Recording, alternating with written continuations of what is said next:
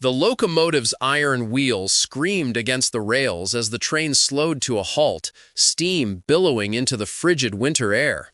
Through frosted windows, 300 German prisoners of war stared at the snow-covered fields of Nebraska, their breath fogging the glass. Among them sat Manfred Keller, a Luftwaffe pilot shot down over the English Channel, his wounded leg still aching from the crash. The American guards shouted orders, their voices calm but firm, directing the prisoners to gather their meager belongings. Manfred clutched his thin military coat tighter, bracing for the bitter cold that awaited beyond the train's relative warmth. They had traveled for days, crossing an expanse of America that seemed endless to men who had grown up in the compact geography of Europe. "Raus! Raus!" called the guards, using broken German. The prisoners shuffled forward, emerging one by one into the biting January wind. Manfred's first step onto American soil sent pain shooting through his injured leg, but he bit his lip, determined not to show weakness. Before them stood a camp of wooden barracks arranged in neat rows, surrounded by barbed wire and guard towers. Camp Sheridan, their home for the duration of the war, however long that might be. The sight was jarring, not for its harshness, but for its orderliness. There were no mud pits, no crumbling structures, none of the chaos they had been told characterized American military operations. As they formed lines for processing, Manfred noticed something peculiar about the guards. They stood relaxed, rifles slung casually over shoulders, some even chewing gum with an air of nonchalance that seemed impossible in the middle of history's deadliest conflict.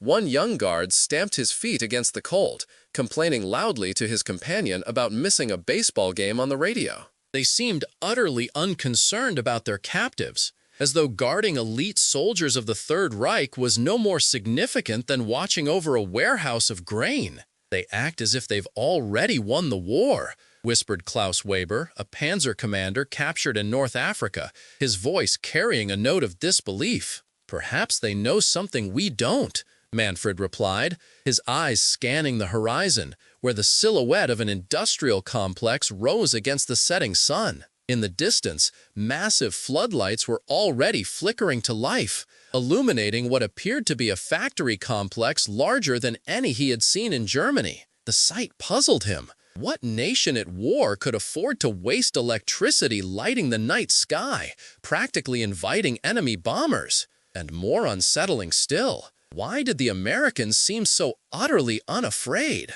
What Manfred didn't yet realize was that the coming weeks would not only challenge everything he had been told about America, but would force him to question the very foundations of the cause he had fought for across the skies of Europe. The illuminated factory in the distance was just the first glimpse of a reality that would soon shatter his world. The prisoners had arrived in America with heads full of certainties. Goebbels' propaganda machine had painted Americans as soft, undisciplined people living in a chaotic society plagued by crime, racial strife, and industrial inefficiency. A nation of cowboys and gangsters, their instructors had sneered, incapable of the discipline needed for modern warfare.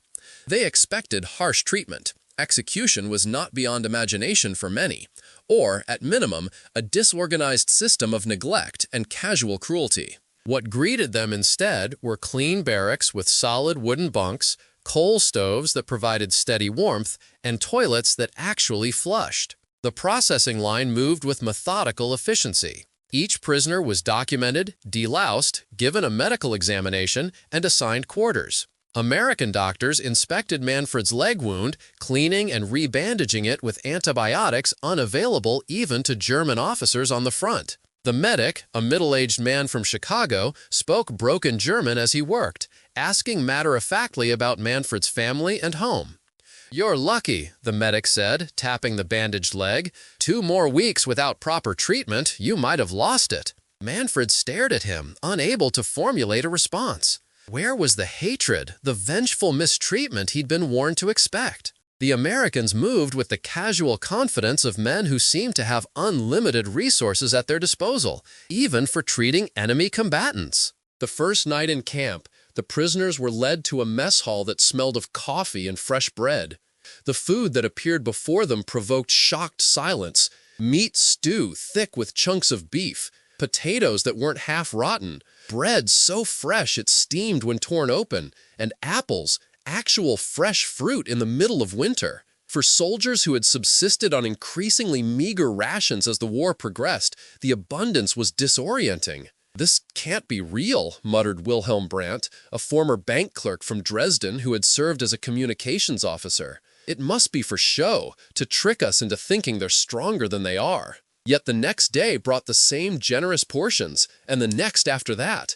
American guards ate the identical meals, sometimes complaining about the lack of variety, complaints that seemed absurd to men who remembered the steady deterioration of rations on the German front. The greatest shock came on the third day when camp administrators announced work assignments. The Geneva Convention allowed prisoners to be employed in non-military labor, and the Americans wasted no time putting German hands to work. Manfred, due to his injury, was assigned to the camp library.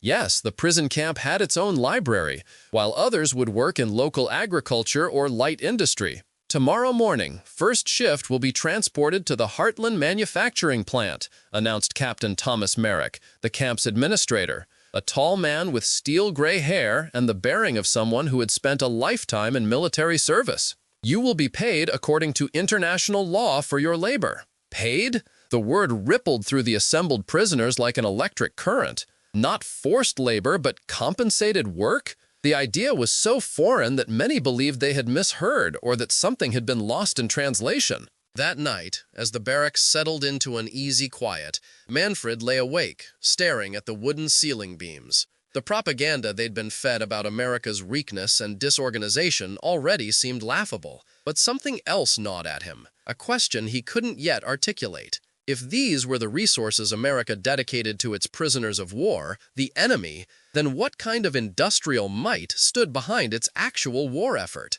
The answer would come sooner than he expected, and it would reveal a truth more devastating than any artillery barrage they had faced on the battlefield. The morning dawned gray and cold as 50 prisoners, including Klaus Weber, filed onto American trucks for transport to the Heartland manufacturing plant. Manfred remained behind, his leg propped on a stool in the camp library, sorting through donated books and magazines. The reading material itself was eye-opening, not just for its content, but for its sheer variety. American magazines showed homes with refrigerators, washing machines, and automobiles parked in private driveways, not just for the wealthy, but for ordinary workers. "Impossible," Manfred muttered, flipping through a dog-eared copy of Life magazine from 1942. In it, a factory worker's family gathered around a radio console, the children wearing sturdy shoes and clean clothes.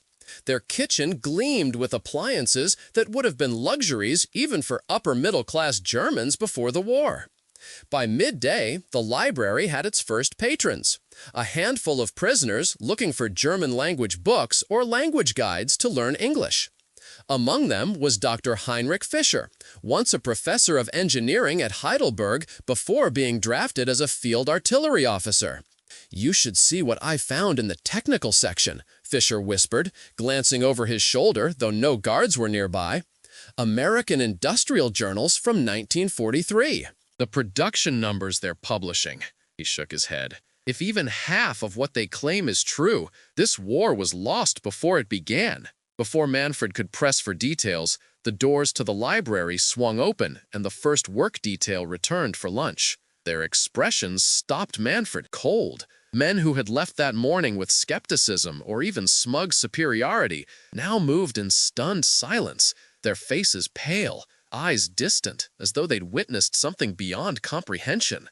Klaus Weber collapsed into a chair beside Manfred, lighting a cigarette with trembling fingers. The American guards allowed smoking in designated areas. Another surprise in a growing list. "What happened?" Manfred asked quietly. Klaus took a long drag before answering. "They took us to a tank factory." "One factory, Manfred. One." His voice dropped to a whisper. "They're producing more Sherman tanks in a month than all of Germany makes in a year." "That's not possible," Manfred replied automatically. "I counted the assembly lines myself. 32 parallel production tracks, tanks rolling off every 8 minutes. Finished, painted, armed, fueled, ready to ship." Klaus's eyes held the haunted look of a man whose world had been upended. And the workers, Manfred, women, American women are building tanks while our wives are still knitting socks. Dr. Fisher leaned in. The Americans converted their automobile factories. Where they once made cars, they now produce tanks, planes, ships. Their entire civilian industry transformed for war production without missing a beat. As they spoke, other men from the work detail joined them, each adding details more staggering than the last. One had seen a railroad yard where brand-new Sherman tanks were being loaded onto flat cars, hundreds of them, stretching as far as the eye could see. Another described the factory canteen where workers ate meat sandwiches and drank cold milk, complaining about rationing even as they threw away half-finished meals that would have been feasts in Berlin. The factory manager told us they're producing 700 tanks a month at that facility alone, said Otto Müller, a former metal worker from the Ruhr, and it's one of dozens across the country. Manfred tried to process these numbers against what he knew of German production. The Reich's total tank output had peaked at about 300 per month across all manufacturing centers combined, and that number had been steadily falling as Allied bombing destroyed factories and supply chains. "They're lying," a young SS officer named Dieter Hoffmann cut in sharply. "It's propaganda designed to demoralize us." Klaus shook his head slowly. "I saw American women riveting armor plates onto turrets with my own eyes. I saw tanks that rolled off the line, were loaded with ammunition, fueled up, and driven away by crews right there. This wasn't a show. This was Tuesday." The conversation fell silent as an American guard approached their table. The men tensed, expecting rebuke for discussing what they'd seen. Instead, the guard simply offered a pack of cigarettes, placing it casually on the table. "Thought you boys might need these after your first day," he said in accented German. "Factory tours can be tiring." Then he walked away, leaving the cigarettes behind. Lucky Strikes, a brand that had disappeared from German shelves years ago. The casual generosity was almost more disorienting than the production numbers. It projected a confidence so absolute that it bordered on indifference. What kind of enemy could afford such carelessness with both its industrial secrets and its luxuries? "We were told America was soft," Otto murmured, staring at the cigarette pack. "That they lacked discipline, that their workers were lazy and their factories inefficient." Dr. Fisher's laugh held no humor. "Someone lied to us, gentlemen, and we were fools enough to believe them." As the men dispersed for afternoon work assignments, Manfred remained in the library, his mind racing. If what his fellow prisoners reported was true, and the shell-shocked look in their eyes suggested it was, then the war against America had been doomed from the start. How could Germany, with its limited resources and bombing-ravaged factories, possibly stand against such industrial capacity? The question that had been forming since their arrival now crystallized with terrible clarity. Had they sacrificed everything, their youth, their comrades, their country's future, for a cause that never had a chance of victory? The days that followed brought no comfort to this growing doubt. Each morning, new groups of prisoners departed for work details at various industrial sites, and each evening they returned with stories more incredible than the last. A munitions factory where women in colorful headscarves filled artillery shells on 24-hour shifts. A textile mill converted to produce military uniforms at a rate of 50,000 per week. A steel plant where furnaces blazed day and night, pouring molten metal into forms for tank armor, ship hulls, and aircraft components. Johannes Schmidt, a Luftwaffe mechanic, returned from a detail at an aircraft manufacturing facility with eyes wide and voice hushed. "They're building B-17 bombers like cars on an assembly line. Wings come from one factory, fuselages from another, engines from a third. They fit together like puzzle pieces, perfect every time. I saw them complete 6 bombers in a single shift." "Impossible," insisted Dieter Hoffmann, the SS officer who had become the most vocal skeptic. "German engineering precision cannot be matched by American assembly line techniques. These must be inferior aircraft." Johannes gave them a pitying look. "These are the same bombers that have been reducing our cities to rubble? Does their effectiveness seem inferior to you?"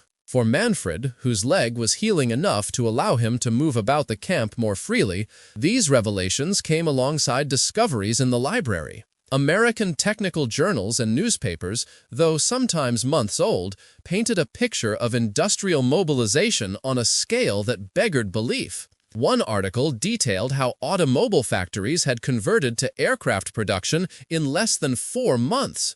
Another described new shipyards where Liberty ships, massive cargo vessels, were being completed in just 42 days, down from over 200 before the war. Even accounting for propaganda, the numbers were staggering.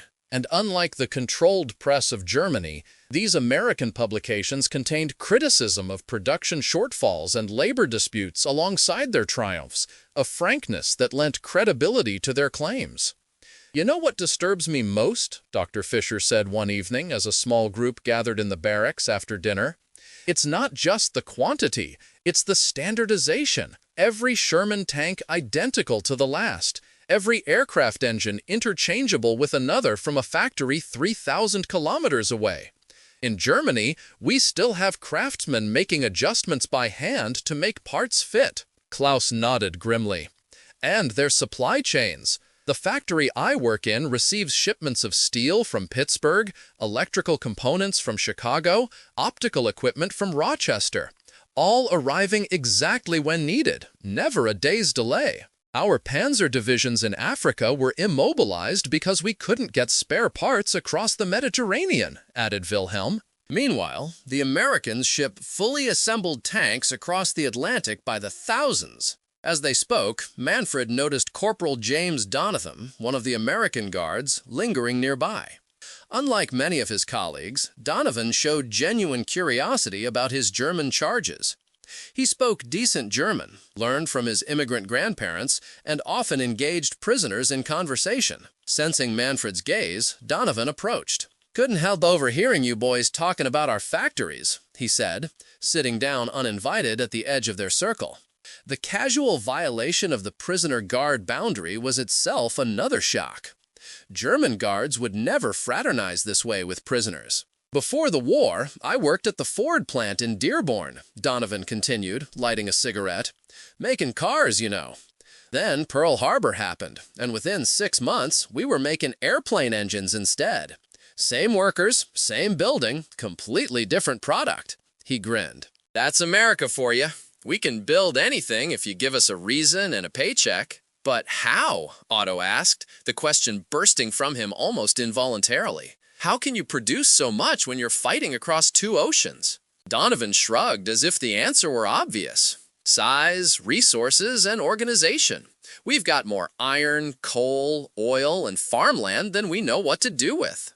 We've got 90 million people who've grown up thinking bigger is better. And we've got a system that rewards production above all else." He stood, stretching casually. "You know what my dad told me when I shipped out? He said, 'Don't worry about winning the war, Jimmy. The factories will do that. You just try not to get yourself killed before they finish the job.'" With that, he walked away, leaving the Germans to absorb his words. The silence that followed was heavy with implication. They had been raised in a culture that glorified the warrior spirit, that believed willpower and sacrifice could overcome material disadvantage.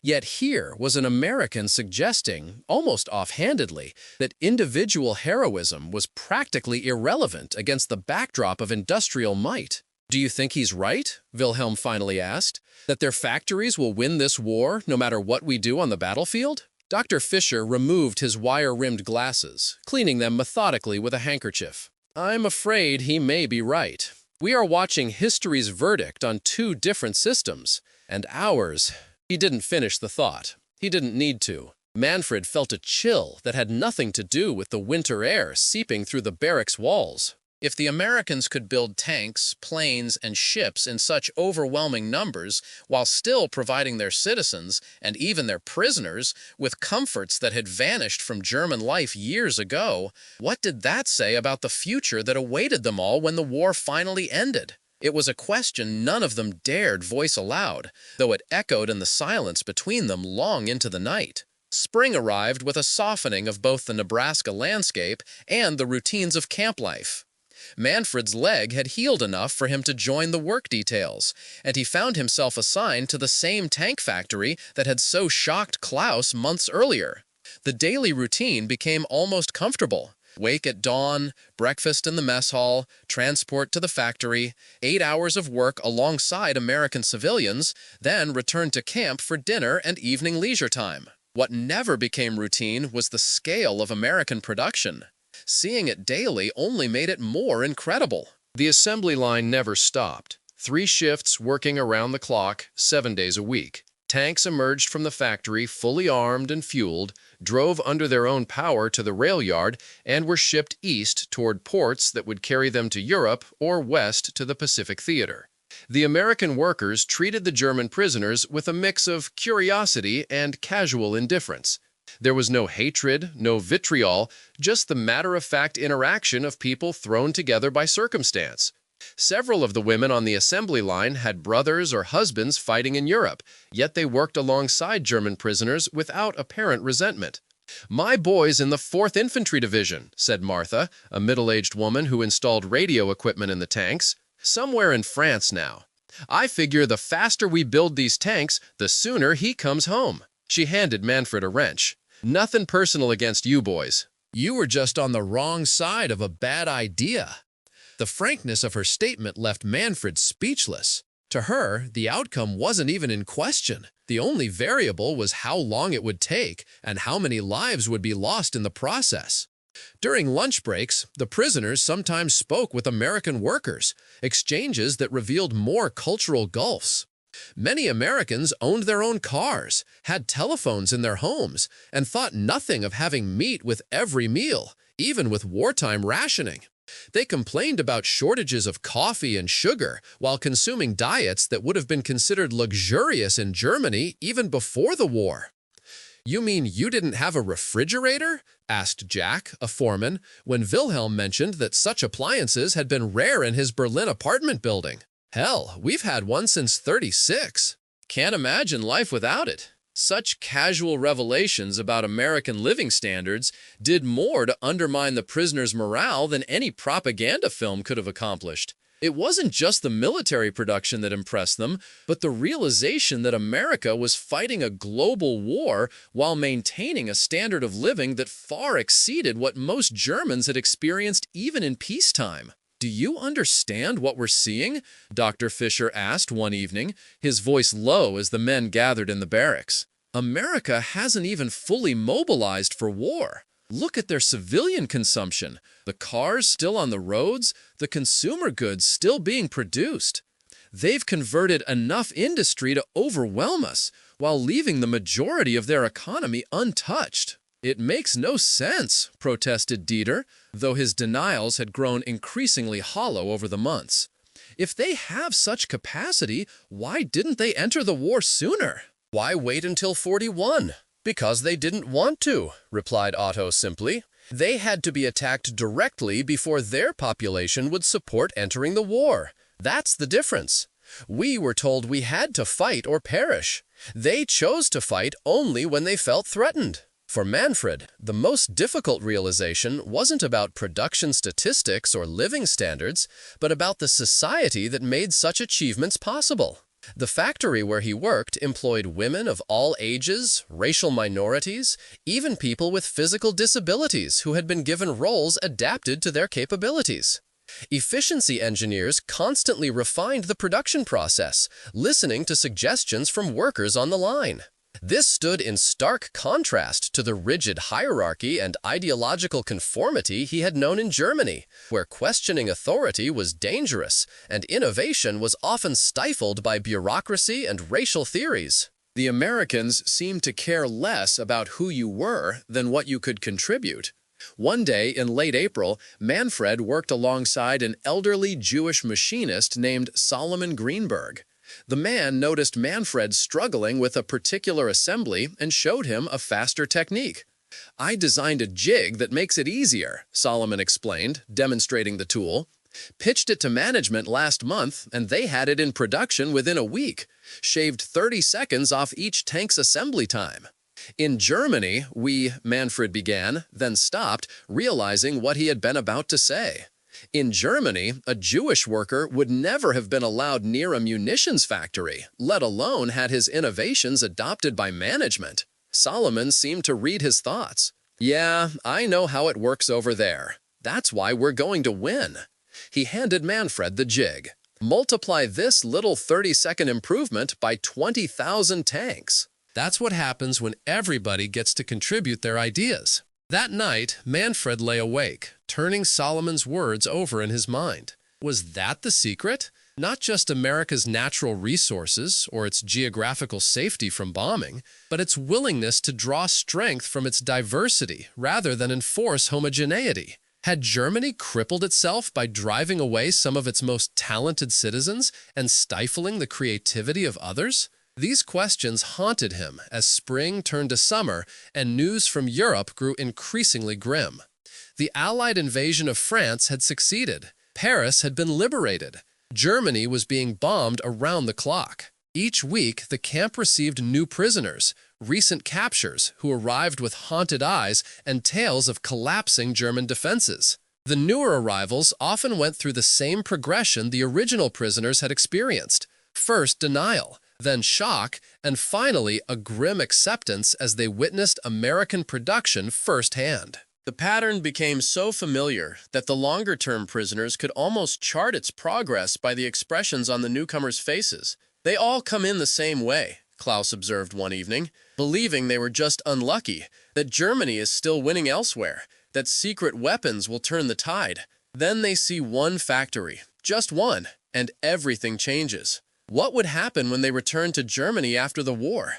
How would they explain what they had seen to families who had sacrificed everything for a cause that had never had a chance of success? These thoughts grew heavier as summer advanced, and news arrived of Allied forces crossing the Rhine, the final natural barrier before the German heartland. The question no one asked aloud, but that lived in the silent spaces between conversations, was more personal. How do you rebuild a life when everything you believed in has been revealed as a terrible miscalculation? The answer, or at least the beginning of one, came from an unexpected source in the dying days of summer 1944. It was a hot August evening when Captain Merrick, the camp administrator, approached Manfred as he sat reading on the barrack steps. The American officer, usually formal but fair, had an unusual request. "Keller, we've got a local businessman who's interested in meeting some of our German prisoners. Man named Howard Mitchell. Runs a manufacturing company that might have employment opportunities for skilled workers after the war." Merrick's expression was unreadable. "He's specifically asked for someone with engineering knowledge. Given your background in aircraft maintenance, I thought you might be suitable." Manfred was speechless. "Sir, are you suggesting that an American business would employ German prisoners after the war?" Merrick shrugged. "Mitchell's looking ahead. Europe's going to need rebuilding, and there'll be opportunities for companies that get in early.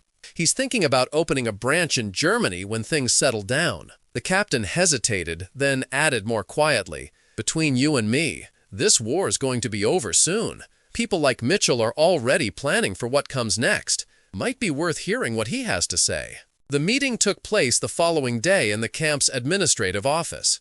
Howard Mitchell was a stocky, red-faced man in his 50s, dressed in a business suit despite the summer heat.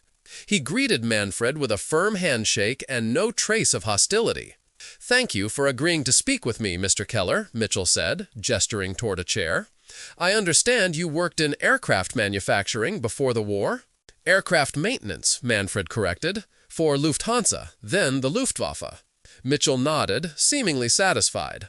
"Close enough. Look, I'll be direct. My company produces industrial equipment, lathes, presses, welding machinery, the kind of tools that build other tools. After this war ends, Germany's industrial base will need to be reconstructed from the ground up." He spread a map across the desk, a map of Germany with various cities circled in red.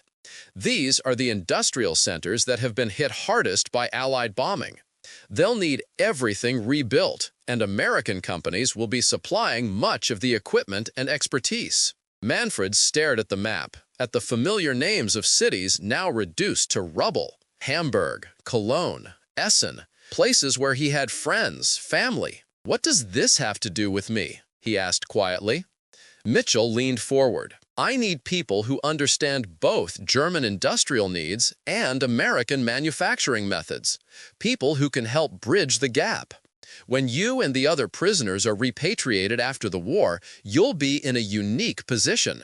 You've seen how we do things here. You understand the scale, the standardization, the efficiency. Germany will need to adopt similar methods if it's going to rebuild. The conversation continued for over an hour. Mitchell outlined his vision for post-war reconstruction, speaking not of a defeated enemy, but of a future trading partner. He discussed salary ranges, training programs, opportunities for advancement. Throughout, he treated Manfred not as a prisoner or former enemy, but as a potential colleague.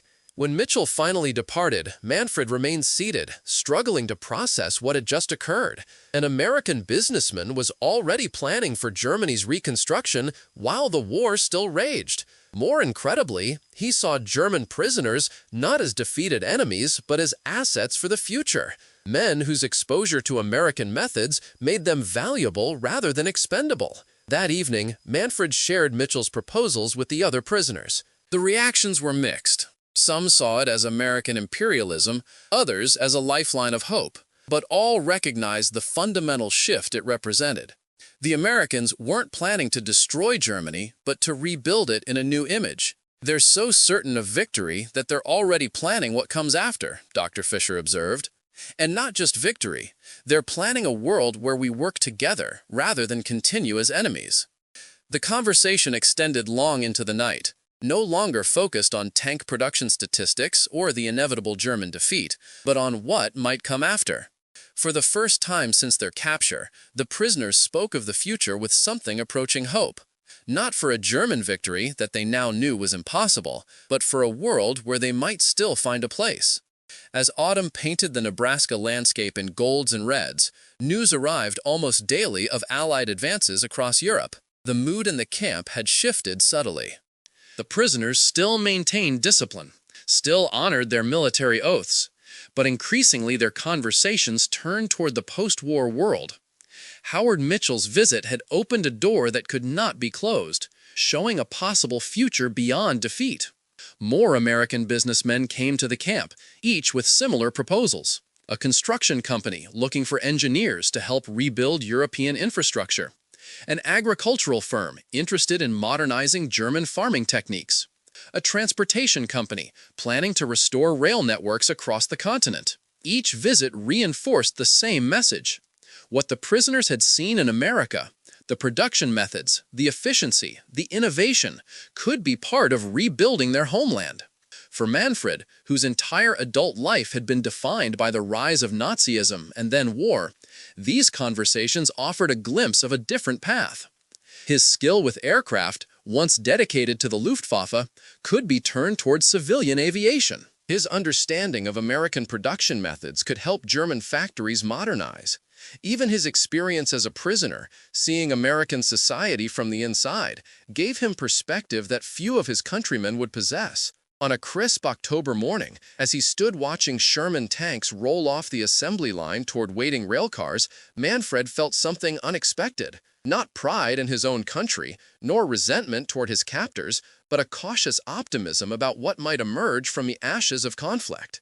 These tanks would help end the war, yes, but what would build the peace were the methods behind them, the efficiency, innovation, and pragmatism he had witnessed every day. "What are you thinking about so seriously?" asked Martha, the radio installer, during their lunch break. Manfred considered the question before answering truthfully. "About what happens after. About whether what I've learned here might help rebuild my country." Martha nodded, unsurprised. "That's what this is all about, isn't it? Not just winning the war, but making sure we don't have to fight another one in 20 years. Her simple wisdom captured what Manfred had been struggling to articulate. The true lesson of American production wasn't just about how tanks were built, but about creating a society prosperous enough that war became unnecessary. A system where cooperation proved more profitable than conflict. As winter approached again and the war in Europe entered what everyone recognized as its final phase, Manfred found himself oddly grateful for his time as a prisoner. Not for the loss of freedom or the humiliation of defeat, but for the window it had provided into another way of organizing society. a glimpse of possibilities that might never have been visible from inside Germany's closed system. The factory continued its relentless output, tanks rolling off the line in an endless stream, destined for battlefields where they would face the last desperate resistance of a crumbling Reich. Yet even as these weapons of war took shape under his hands, Manfred's thoughts increasingly turned toward the tools of peace that would follow. The tractors, the construction equipment, the civilian aircraft that would emerge from the same assembly lines once the fighting ended. Perhaps that was America's greatest production miracle. Not the tanks themselves, but the vision of a world after war. A future where former enemies might find common ground in the practical work of rebuilding. It was a future that had seemed impossible in the hatred-filled early days of conflict, yet now appeared as tangible as the steel and rubber taking shape on the factory floor. In those quiet moments between shifts, watching American ingenuity transform raw materials into machines of unprecedented power, Manfred began to understand that he was witnessing not just the defeat of one system, but the birth of another. A world where production served prosperity rather than conquest, where abundance replaced scarcity, and where even former enemies might find a place at the table. When the war finally ended, he would carry this understanding back to Germany, not as a bitter reminder of defeat, but as a blueprint for renewal. And in that possibility lay a victory more profound than any that could be won on the battlefield. The hope that from the ashes of conflict might rise a more peaceful and prosperous world for all.